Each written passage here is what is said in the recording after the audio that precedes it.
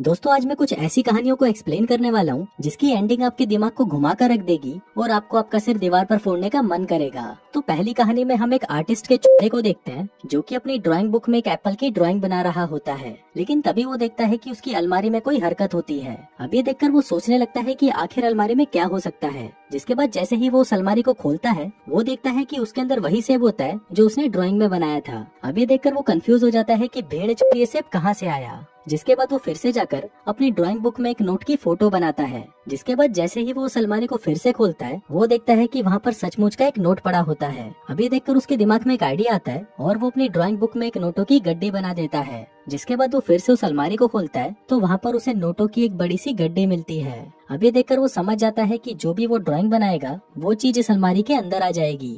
अब उसके दिमाग में एक थरकी सा आइडिया आता है। जिसके बाद वो अपनी बुक में एक नंगी लड़की की ड्राइंग बनाने लगता है। अब वो सिर्फ उस लड़की की चूचियां ही बना पाया था कि तभी उसके घर पर एक पार्सल आ जाता है। जिसके बाद वो जैसे ही उस पार्सल को रिसीव करता है तभी उसको अलमारी में से कुछ आवाजें आती हैं। जिसके बाद वो देखता है कि उसने तो सिर्फ लड़की की चूचियां ही बनाई थी, जिसका मतलब था कि अलमारी के अंदर सिर्फ चूचियां होंगी। और इसी के साथ ही ये वाली कहानी यहीं खत्म हो जाती है। अगली कहानी में हम एक आदमी मामू मंचूरियन को देखते हैं जो कि बाथरूम में घुस रहा होता है क्योंकि उसे बहुत जोर से टट्टी आई हुई थी। अब टट्टी करते हुए उसे बाथरूम में किसी के चलने की आवाज आती है जिसको सुनकर उसकी फटकर 464 हो जाती है। इसके बाद वो जैसे ही नीचे देखता है वो पाता है कि वहाँ पर एक लड़की हाई हील्स पहनकर उसके पास ही आ रही होती है। अब ये देखकर वो बहुत ज्यादा खुश हो जाता है और सोचता है कि भीड़ आज तो बाथरूम में ही इसे घोड़ी बनाऊंगा। जिसके बाद वो अपने फोन का कैमरा ऑन करता है और दूसरी तरफ खड़ी लड़की की वीडियो बनाने लगता है। लेकिन तभी वो देखता है कि दूसरी साइड तो कोई नहीं होता। अब मामू मंचूरियन को लगता है कि शायद वो लड़की वहाँ से चली गई होगी, इसलिए वो बाहर निकल कर देखता है, लेकिन बाहर भी उसे कोई दिखाई नहीं देता।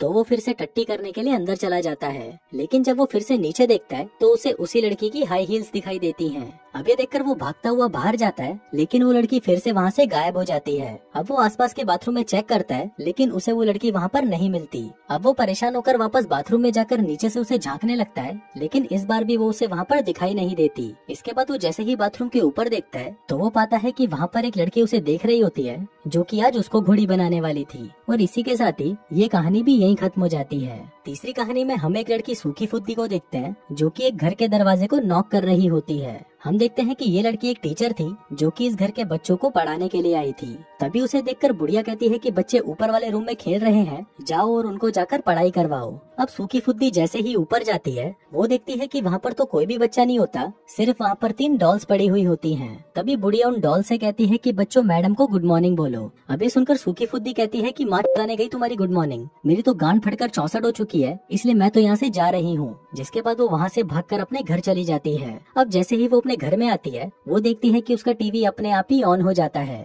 लेकिन फिर जैसे ही वो उस टीवी को बंद करती है तो वो फिर से ऑन हो जाता है। अब वो उस टीवी को देख ही रही थी कि तभी उसके पीछे वो तीनों डॉल्स आ जाती हैं और इसी के साथ ही ये कहानी भी यहीं खत्म हो जाती है। अगली कहानी में हम एक कपल्स को देखते हैं जो कि बेड पर खूब दबा दबा कर मजदूरी कर रहे होते हैं, लेकिन 3 सेकंड बाद जब उस लड़के का सामान ढीला पड़ जाता है तो वो वहाँ से उठकर नहाने के लिए सीधा बाथरूम में चला जाता है। अब जैसे ही वो लड़का बाथरूम में जाता है तभी बाहर लड़की उठकर अपना चेहरा देखने लगती है कि कहीं उसने अपना माल उसके मुंह पे तो नहीं छोड़ दिया। जिसके बाद जैसे ही उसे लड़के की आवाज आती है तो वो जल्दी से सोने की एक्टिंग करती है, इस उम्मीद में कि शायद अब वो पीछे से डालेगा। जिसके बाद वो लड़का उसके पीछे आता है और उसके चुत्तड़ चौड़े कर देता है।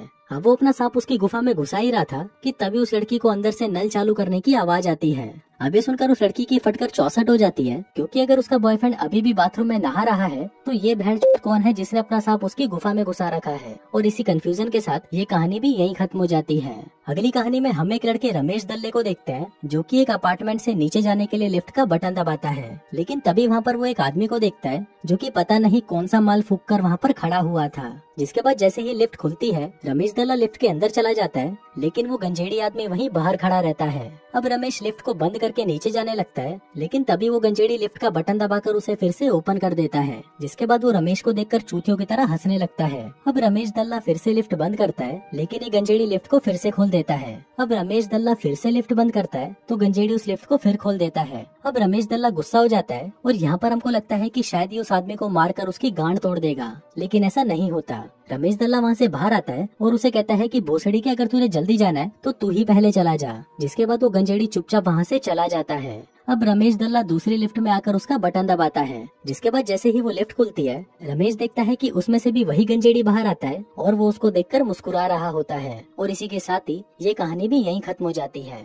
अब अगली कहानी में हम एक लड़की मीना मरवाले को देखते हैं, जो कि एक सेब की फोटो खींच रही होती है। फिर फोटो खींचने के बाद वो उस सेब को उठाकर खा जाती है, जिसके बाद वो जैसे ही अपनी खींची हुई फोटो को देखती है, वो पाती है कि वो फोटो बिल्कुल उसके खाए हुए सेब वाली है। अब ये देखकर उसे काफी अजीब लगता है, जिसके बाद वो एक घड़ी के पास जाकर उसकी फोटो क्लिक करती है। लेकिन फिर जैसे ही वो फोटो बाहर आती है, वो देखती है कि उसके अंदर टाइम आगे बढ़ चुका होता है। अब ये देखकर वो सोचती है कि भीड़ चोद, ये तो मस्त है यार। जिसके बाद जब वो अपने घर पर रखे हुए एक गमले की फोटो खींचती है, तो वो देखती है कि उस फोटो के अंदर तो गमला ही गायब हो जाता है। अब ये देखकर वो सोचती है कि 5 मिनट के अंदर ये गमला कहाँ जा सकता है। जिसके बाद वो दूर जाकर उस गमले की फोटो क्लिक करने लगती है। अब इससे पहले कि वो उस फोटो को देखती, तभी उसके घर की घंटी बजती है। अब वो दरवाजा खोलने ही जा रही थी कि तभी वो फोटो के अंदर देखती है कि कोई अनजान आदमी उसे वही गमले से मार रहा होता है। अब ये देखकर वो लड़की उस दरवाजे को खोलती है या नहीं, ये तो मुझे नहीं पता, पर ये कहानी तो यहीं खत्म हो जाती है। फिर अगली कहानी में हम एक निब्बा और निब्बी को देखते हैं, जो कि आपस में झगड़ रहे होते हैं। दरअसल निब्बे ने उसे अपना मुंह में लेने को बोला था, पर निब्बी ने उसे मना कर दिया था।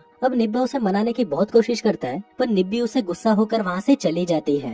निब्बा फिर से उसके पास आकर उसे मनाने लगता है, पर निब्बी तो निब्बी ही होती है और वो उसकी कोई भी बात नहीं सुनती। तभी निब्बा सामने पड़ा हुआ टेडी देखता है और वो उससे निब्बी को खुश करने की कोशिश करता है, पर तभी निब्बी उस टेडी को पकड़कर चींटी काटती है। लेकिन फिर वो देखती है कि इसका दर्द उस निब्बे को होने लगता है और वो जोर से चिल्लाने लगता है। अब वो निब्बी उसे और जोर से चींटी काटती है, जिससे निब्बा दर्द के मारे तड़पने लगता है। अब ये देखकर वो लड़की मान जाती है और कहती है कि मैं तुम्हारा मुंह में लेने के लिए तैयार हूँ, लेकिन पहले तुम जाकर नहा कर आओ। अब ये निब्बा भागता हुआ बाथरूम में जाता है, लेकिन तभी वो महसूस करता है कि उसकी बॉडी में बहुत पेन हो रहा है। अब अपनी बॉडी पर लगे घावों को देखकर वो समझ जाता है कि उस डॉल के अंदर उसकी जान है। जिसके बाद वो जैसे ही बाहर जाता है, तो वो देखता है कि निब्बी उस डॉल की आंखों के अंदर कैंची घुसाने की तैयारी कर रही होती है। और इसी खतरनाक एंडिंग के साथ ही ये कहानी भी यहीं खत्म हो जाती है। अगली कहानी में हम एक लड़की को देखते हैं, जो कि अभी अभी इस घर के अंदर शिफ्ट हुई है और वो वहाँ पर अपना सामान रख रही होती है। इसी दौरान उसे वहाँ पर एक फोटो मिलती है, जहाँ पर एक आदमी किसी चूते की तरह खड़ा होता है और वो फोटो भी इसी घर की होती है।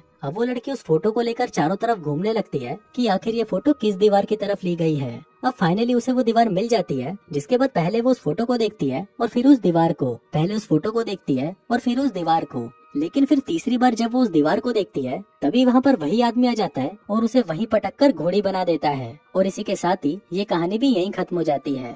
अगली कहानी में हम एक मेड को देखते हैं, जो कि एक घर की साफ सफाई कर रही होती है। तभी वहाँ पर उसका मालिक छूतर चंद आता है और उसे कहता है कि आज रात मैं बिल्लू भाई के कोठे पर जा रहा हूँ और मुझे आने में देरी हो जाएगी, इसलिए तुम अपना काम खत्म करके घर चली जाना। अब मेड अपना काम कर ही रही थी कि तभी उसकी नजर एक सुंदर से नेकलेस पर पड़ती है और वो उस नेकलेस को पहनकर शीशे के सामने खड़ी हो जाती है। अब वो खुद को निहार ही रही थी कि तभी उसे बाथरूम में से कुछ आवाजें आने लगती है। वो बाथरूम में जाती है और पाती है कि वो आवाजें उस सिंक में से आ रही थी। फिर वो कान लगाकर जैसे ही उस आवाज को सुनने के लिए नीचे झुकती है, तो उसमें से एक आवाज आती है, टपाटप टपाटप टपाटप, मालूम ना। जिसके बाद अचानक ही एक हाथ आकर उसका गला पकड़ लेता है और इसी के साथ ही ये कहानी भी यहीं खत्म हो जाती है।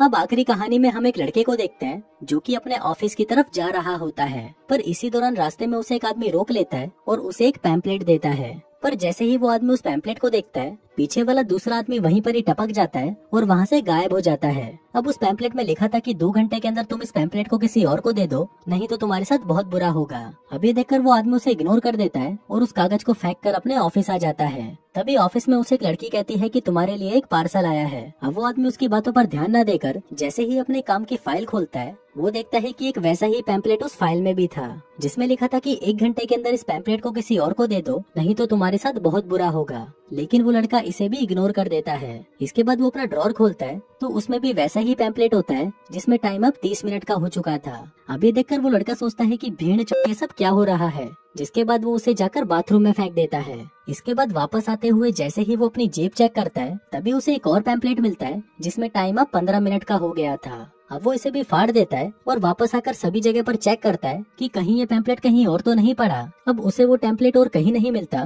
तो वो सोचता है कि चलो फाइनली इस चूतियापे से जान छूटी। लेकिन तभी उसे याद आता है कि उसका वो पार्सल तो रह ही गया। जिसके बाद जैसे ही वो उस पार्सल को खोलता है, तो उसमें वही पैम्पलेट होता है, जिसमें लिखा था कि अगर 2 मिनट के अंदर तुमने ये पैम्पलेट किसी और को नहीं दिया, तो तुम्हारे साथ बहुत बुरा होगा। दोस्तों, उस आदमी के साथ अब क्या बुरा होता है ये तो मुझे नहीं पता, पर ये कहानी यहीं खत्म हो जाती है।